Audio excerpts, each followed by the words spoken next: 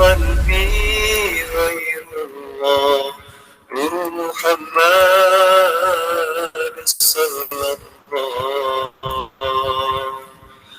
Assalamualaikum warahmatullahi wabarakatuh dan selamat sejahtera kepada penghuni Pusat Jagaan dan Rawatan Orang Tua Al-Ikhlas Puchong dan sahabat-sahabat sekalian.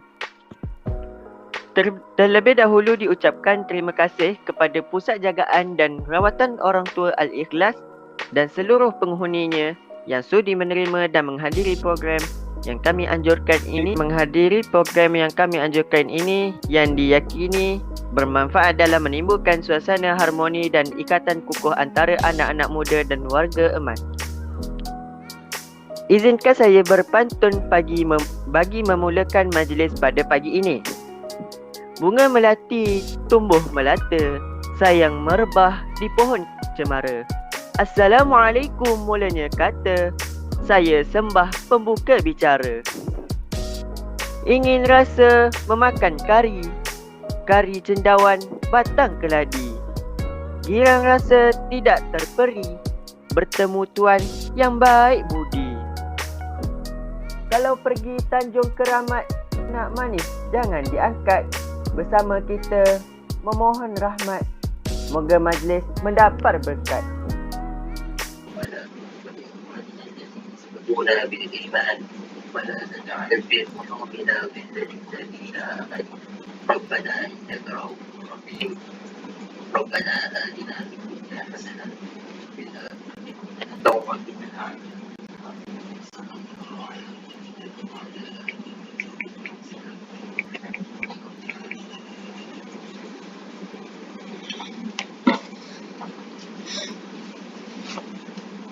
Amin, amin ya rabbal alamin. Terima kasih diucapkan kepada dalam bacaan dan usaha kita melalui program ini terbiasa dipakai. Assalamualaikum warahmatullahi wabarakatuh dan salam sejahtera. Yang berhormat Encik Muhammad Arif Abdullah bin Azman, Pengurus Pusat Jagaan dan Rawatan Orang Tua Al-Ikhlas Puchong. Yang dikasihi pula para hadirin sekalian. Saya Muhammad Novan bin Yusrizal selaku pengarah program khidmat masyarakat ini. Alhamdulillah, bersyukur kehadiran Allah Subhanahu Wa Taala kerana dengan izin dan limpah kurnianya hari ini saya dan ahli kumpulan yang lain dapat bersama-sama dengan Pusat Jagaan dan Rawatan Orang Tua Al-Ikhlas Puchong. Dalam keadaan pandemik ini, Allah SWT terus mengizinkan kita untuk melangsungkan majlis ini pada hari ini walaupun bukanlah secara fizikal, malah kita menggunakan platform secara atas talian sahaja, iaitu Google Meet ini. Maka marilah kita memanjat setinggi-tinggi syukur dan pengesaan kepada Allah SWT yang Maha Mengasihi dan yang Maha Mengetahui atas semuanya yang telah diaturkan kepada kita. Juga menjadi sebahagian usaha kami dalam menjayakan program khidmat ini, iaitu program Komuniti Kasih Emas yang dianjurkan oleh pelajar Kolej Profesional Baitul Mal Kuala Lumpur sendiri di bawah pengkhususan Diploma Pengajian Muamalat semester 4. Alhamdulillah, usaha ini juga dibawa oleh kerjasama Jabatan Hal Ehwal Pelajar dan Alumni KPBKL, iaitu HEPA, yang telah memberikan banyak persumbangan serta dipimpin oleh pensyarah kami iaitu Puan Datuk Ain binti Hishamuddin. Terlebih dahulu, saya juga ingin mengucapkan terima kasih kepada yang sudi bekerjasama dan hadir bagi mengusahakan program khidmat masyarakat ini. Khususnya juga saya ingin menyampaikan sedikit taklimat mengenai kesihatan di musim pandemik COVID-19. Pertama sekali, kita semua terlibat dalam musim pandemik COVID-19. Jadi, seperti yang anda semua tahu, Kementerian Kesihatan KKM memaklumkan istilah penjarakan sosial yang diguna pakai dalam prosedur operasi standard SOP. Ini adalah bagi mencegah penularan wabak COVID-19 yang ditukar kepada penjarakan fizikal.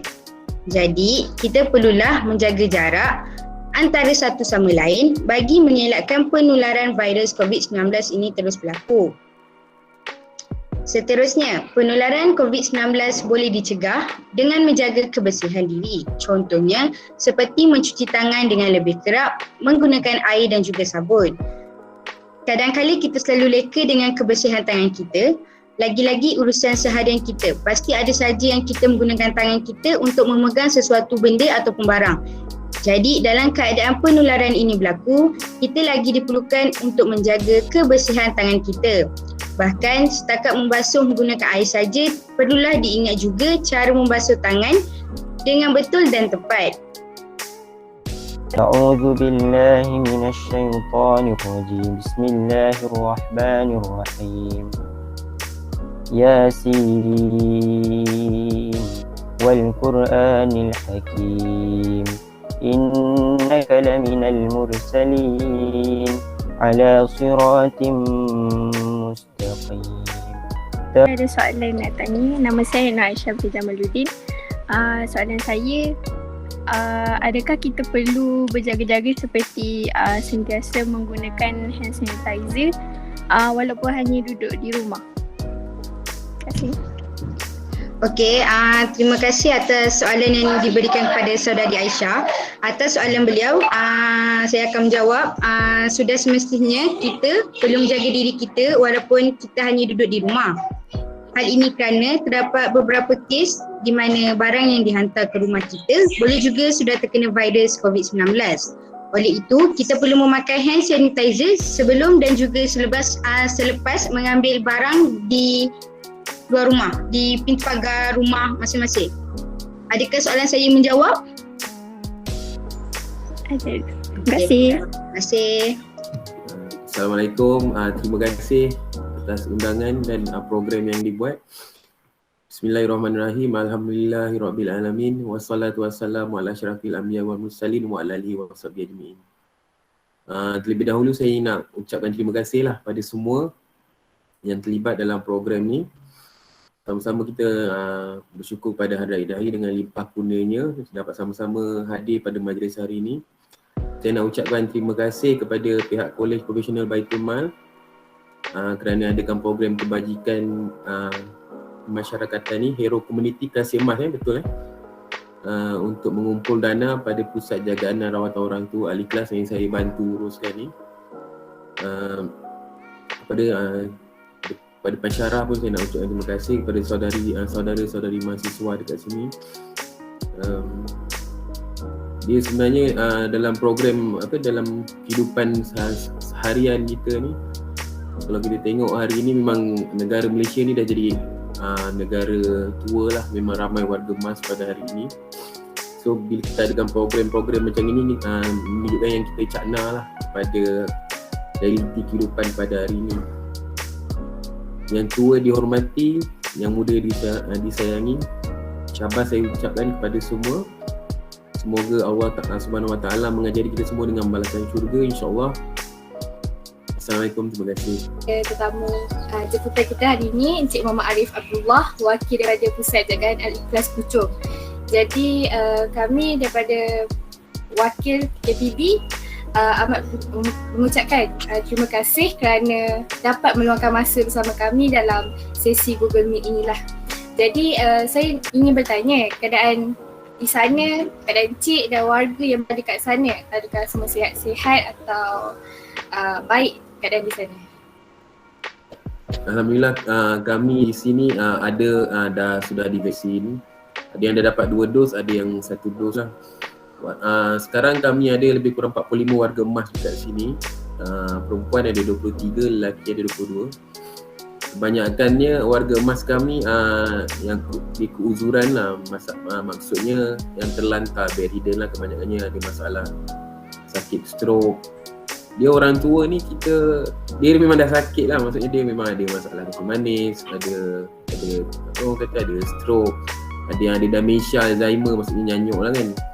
So kalau dia tak demam tu, kita consider dia sihat lah. Macam tu lah. Sebab dia memang dah ada penyakit dan kita tak adalah cakap dia tak sihat. Kalau dia demam tu baru kita cakap dia tak sihat. Alhamdulillah so far semua okey. Lepas dah kena vaksin pun tak ada apa kesan sampingan yang teruk. InsyaAllah awal bulan depan kita akan complete 2 dos lah untuk semua warga emas di sini. Alhamdulillah lega kami dengar kalau keadaan semua sihat. Tapi yang demam ke apa kami doakan yang baik-baik je lah. Okay Cik, jadi kami nak tanya juga, sebelum tu kami nak ucapkan selamat Hari Raya Aidiladha. Jadi macam mana keadaan raya dekat sana, disambut dengan meriah ke atau disambut dengan penuh kesyukuran ke? Mungkin Cik boleh kongsi dengan kami?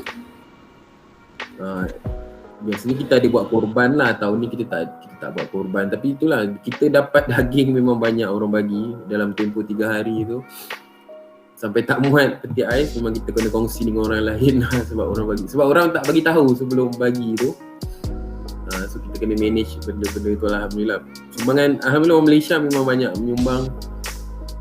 Walaupun dalam SOP yang ketat ni kan banyak tempat tak boleh buat sembelihan korban, kami masih dapat banyak lagi daging korban. Alhamdulillah kami dapat berkongsi juga dengan orang lain di sini lah. Sebab orang tua dia tak boleh makan daging banyak sangat. Kita kena kawal jugalah pengambilan daging tu.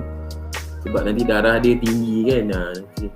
Elok-elok dah baik stroke balik pula. So dari situ kita jaga. Lagi satu, memang banyak makanan orang bagi macam lemang apa semua tu semua kita kena kawal lah. Sebab ada yang ada kandungan gula tinggi. So kita kena kontrol diet dia lah. Setiap warga emas tu berbeza. Sebab tu pada anak-anak ataupun cucu-cucu yang nak jaga atuk, nak jaga nenek tu kan, kita kena ada skill macam tu lah kan. Nak kena tahu paras bacaan darah dia macam mana, gula dia macam mana. Dan baru kita boleh kita buat diet yang bagus untuk warga emas kita lah. Dia satu lagi, zaman sekarang ni orang tua ni dia jangka hayat dia panjang. Walaupun dia terlantar dekat katil kan, boleh sampai 10 tahun, 12 tahun dekat terlantar kan. So memang kena ada kekuatan fizikal dan mental lah kepada waris, kepada anak-anak untuk jaga orang tua ni lah.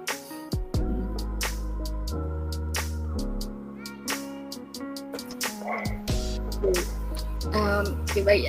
Kalau kami pelajar KPB dan wakil KPB, kami ambil berat lah tentang keadaan kat sana. Jadi sebab tu kami ambil berat tentang keadaan di sana. Jadi kami mengutip dana yang semampu kami boleh beri, kami cuba.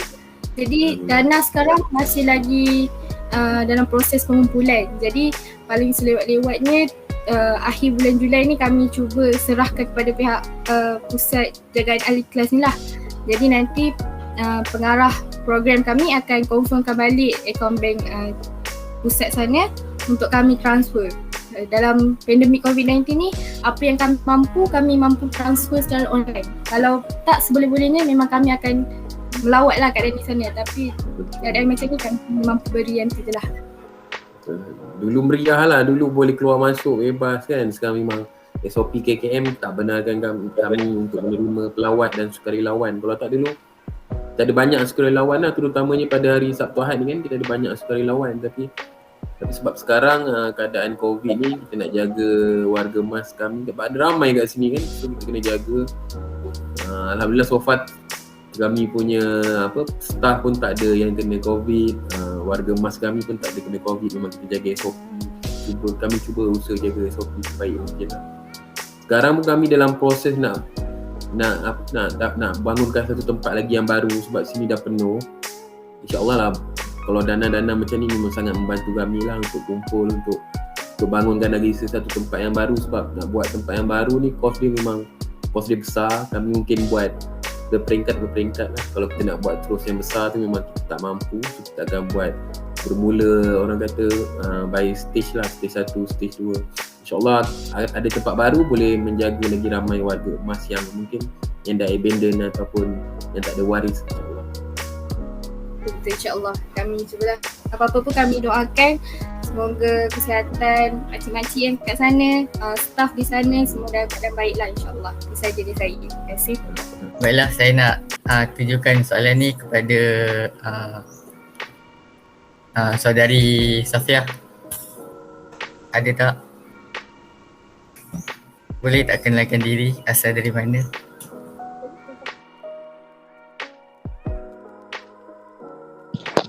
Ada. Nama saya Nur Safia Alia binti Muinus.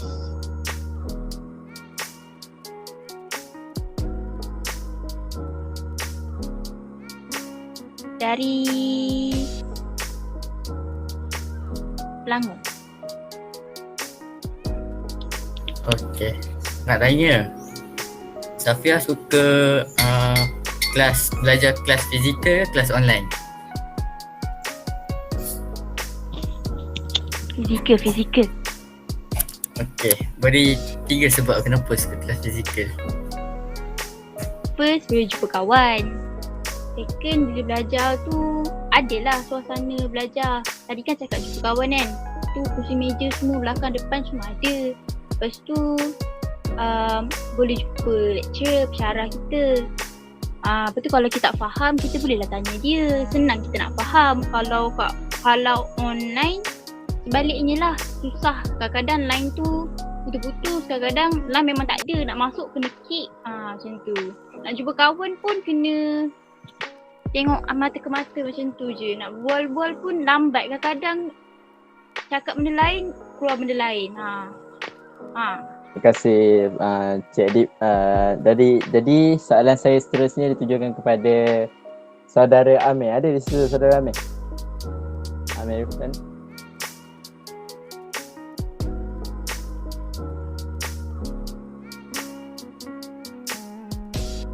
Cik Amir?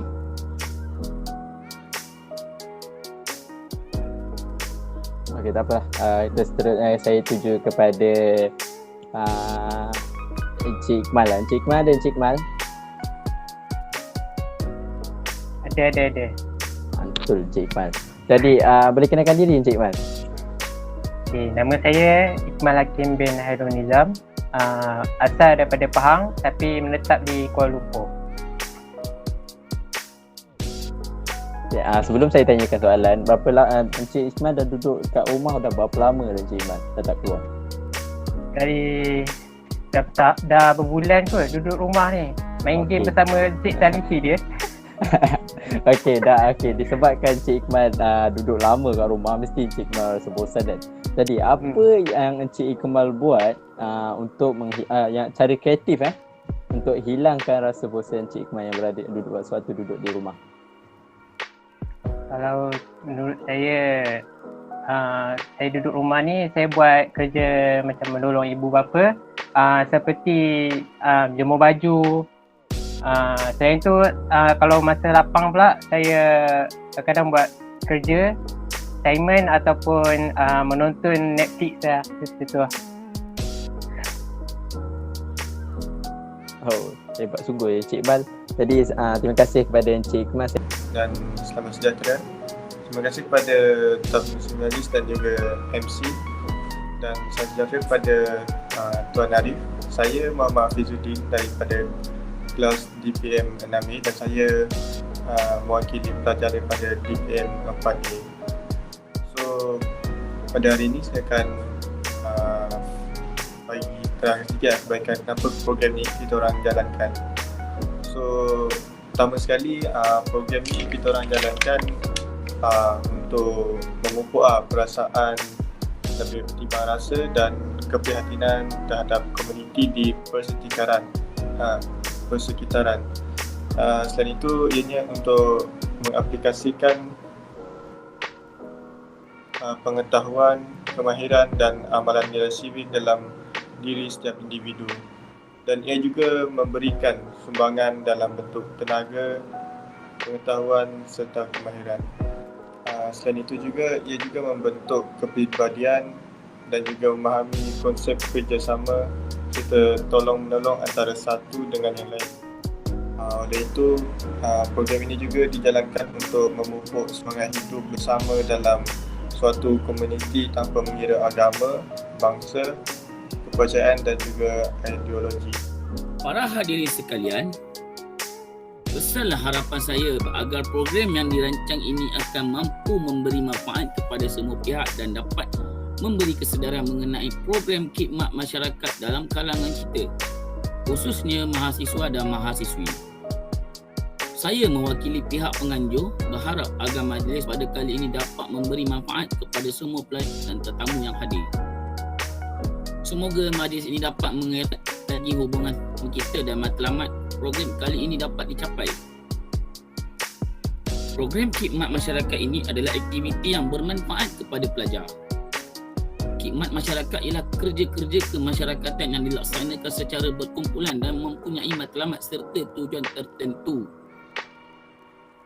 Melalui khidmat masyarakat, pelajar akan dapat mengamalkan gaya hidup yang sihat dan amalan ringan tulang membantu orang lain yang memerlukan bantuan.